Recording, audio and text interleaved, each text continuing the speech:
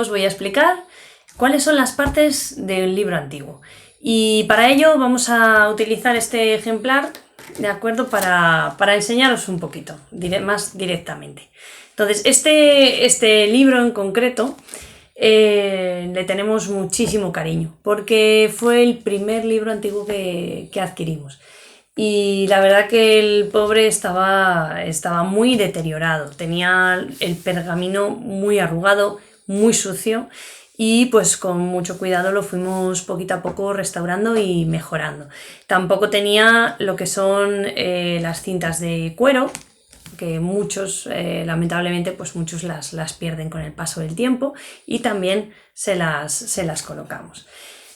Como podemos ver, pues estos libros tienen la cubierta en pergamino, y en el lomo queda todavía la tradición o la antigua forma de pintar sobre el pergamino, que sería el título del libro. No se ve muy bien porque está todavía muy sucio y muy envejecido, pero para evitar borrar las letras pues no hemos querido tocarle más. Y en concreto este tipo de letra, casi de tipo carolingio que se llama, son unas letras unciales que se hacían con tinta negra y se escribían en el pergamino de forma manual. O sea, es lo único que nos queda en este libro, lo único que nos queda de los antiguos manuscritos. Entonces, para empezar, normalmente se tenía unas hojas de cortesía en blanco.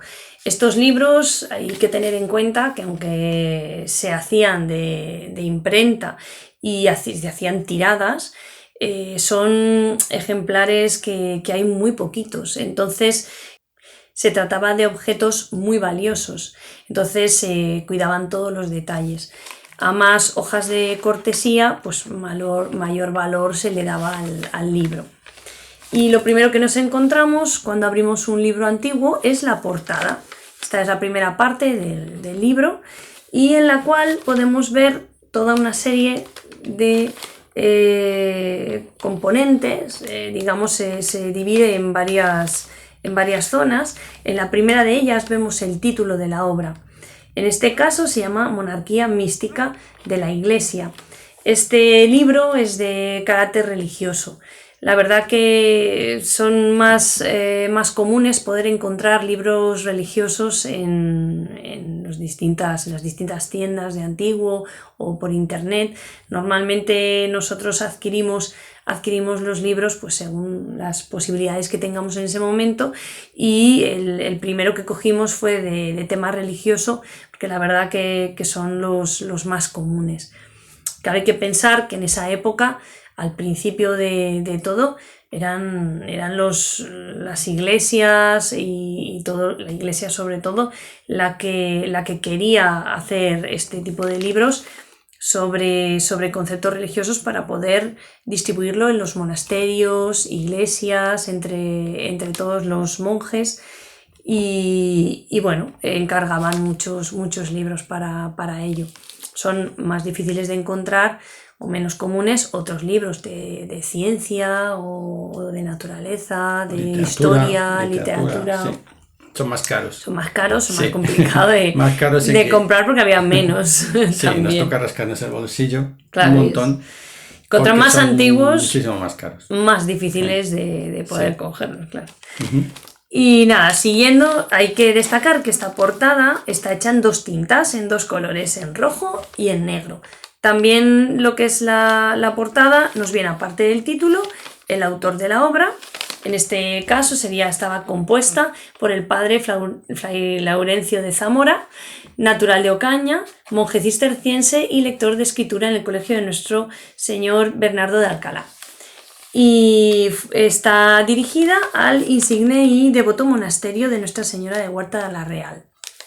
Entonces, normalmente las tiradas que se hacían pues eran pues muy concretas, y muchas veces lo que era la tirada del libro se corría a cargo del mercader.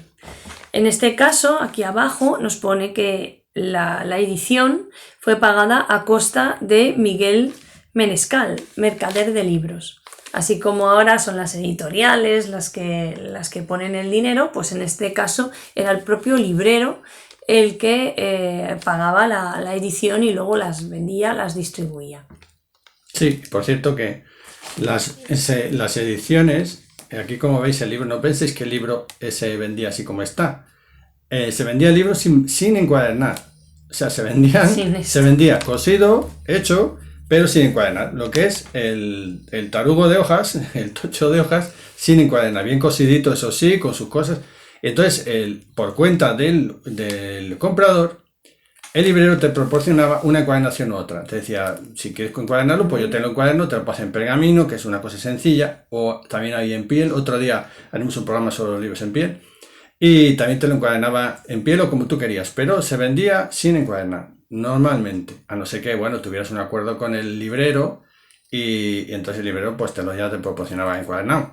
Pero esto, según salía de la imprenta, que el impresor lo sacaba, se lo daba al librero para su comercialización y se lo daba porque además se lo había pagado el librero, que normalmente era el mecenas financiero, y ya estaba. Y tú por tu cuenta tenías que encuadernártelo. Eso hay que tenerlo en cuenta, que no es como ocurre ahora.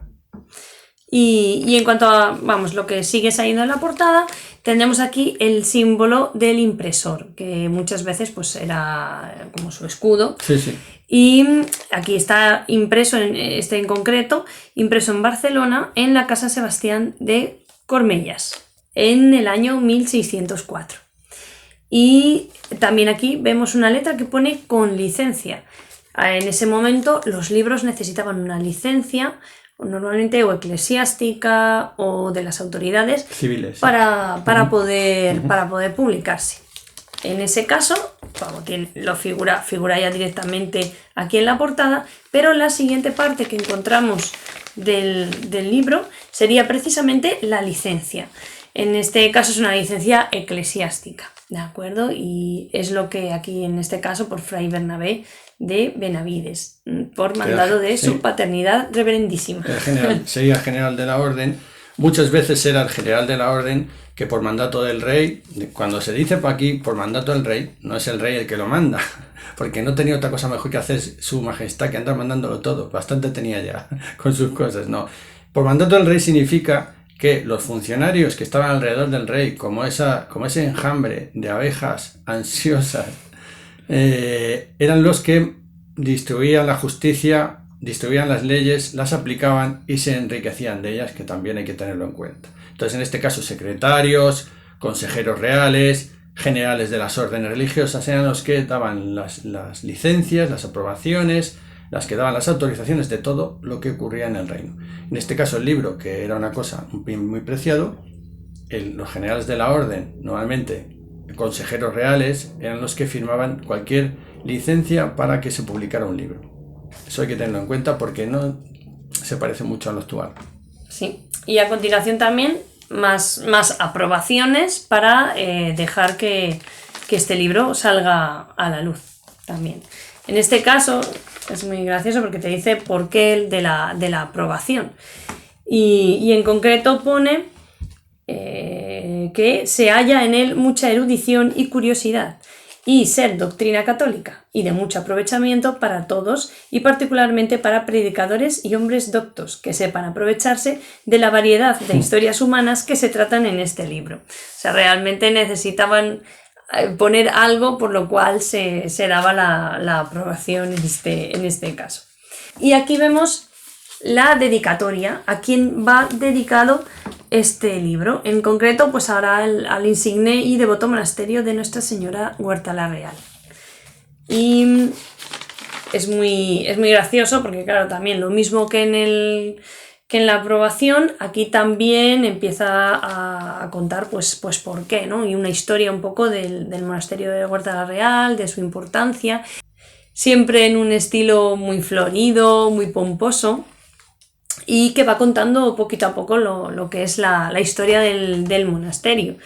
Y por ejemplo, pues eso, que se podría aquí, os puedo leer un poquito. Sí, lee el trocito, porque seguro que es súper florido, porque ahora se pasaban 20 pueblos cuando lo hacían, porque claro, ellos querían, o sea, ya seguro que pensaban, ya que lo escribo, pues sobre quedarme corto que me quede largo. Claro, o sea, ¿veis? Aquí, ellos por ya ejemplo, empezaban y sacaban lo que no había. Bueno, pues dice dichosa huerta, porque como es Sí. de la señora de la huerta, dichosa huerta, donde el hortelano es el celestial esposo, donde las semillas que él planta dará fruto de eterna vida. Por ejemplo, dice en el caso del monasterio, sería donde los árboles fructíferos llenos de nuestros matices y pimpollos gozan agradable primavera, echando siempre renuevos de virtudes. Bueno, pues ya se ve. O sea, vamos, Sí, ya se ve. muy pomposo todo. Y a continuación vemos el prólogo.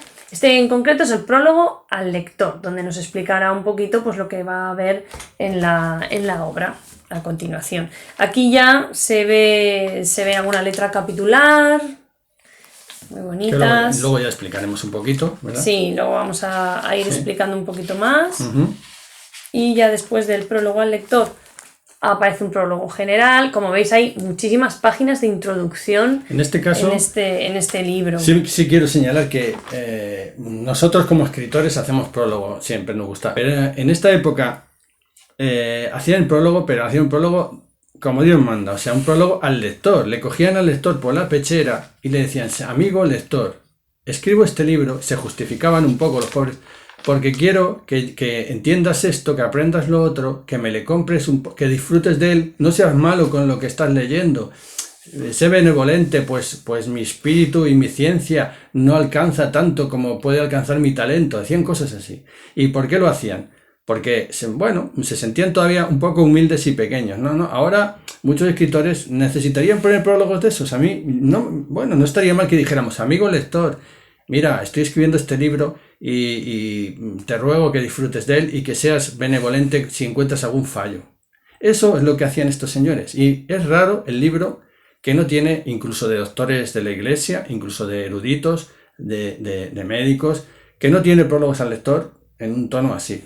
A otros, hay escritores del siglo de oro que te hacen prólogos al lector un poco cómicos, incluso sarcásticos, diciendo ya también algunas otras cosas, incluso riéndose algunas veces del lector, dando a entender que el lector es un poco analfabeto y no le va a entender. Sí, pero de hecho, justo en la última frase del prólogo exactamente dice lo siguiente. Dice al lector prudente, suplicándote que con benignidad suplas las muchas faltas que hallaras a cada paso, recibiendo mi voluntad donde la obra faltare. Yo creo que eso lo voy a copiar y lo voy a poner en algún libro.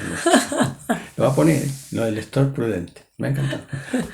Y nada, luego ya aparece lo que es el texto del libro, comienzan los diferentes capítulos y vemos que está muy decorado. Las decoraciones, para que nos entendamos, se hacían aparte. Primero se imprimía el texto y se dejaban estos huecos aquí y aquí para poder poner las letras capitulares a mano, normalmente de un taquito de madera que estaba grabado cada letra capitular y entonces la entintaban y la sellaban a mano en la silografía. En la página, que es lo que se llama silografía.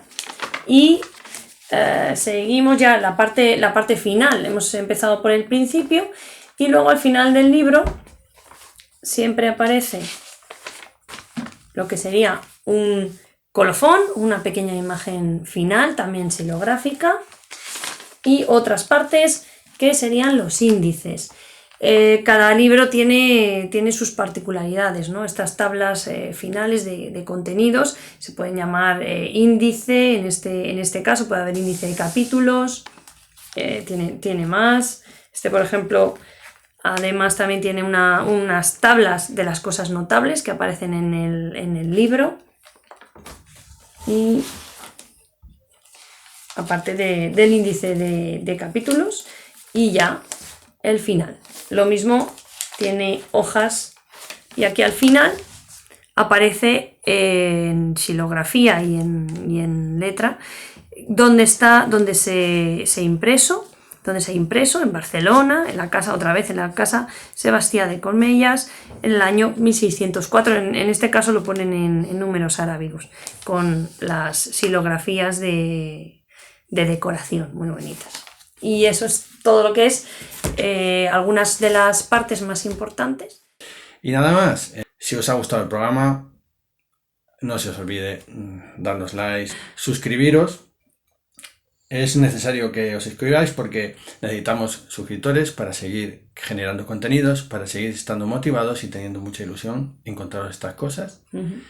Y nada más, nos despedimos de todos vosotros, que paséis una feliz semana. Y hasta el próximo programa. Y leer mucho, amigos. Adiós. Adiós.